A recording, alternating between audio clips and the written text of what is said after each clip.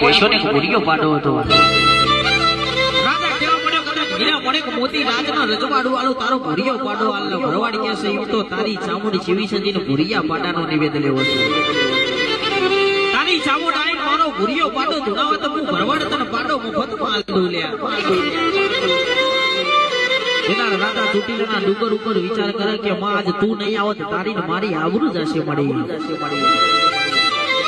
અને મારી ચામુંડ રાજાના ખભો પીડી ભમરી બનીને બેઠ્યો ને કહેવા પડી કે દીકરા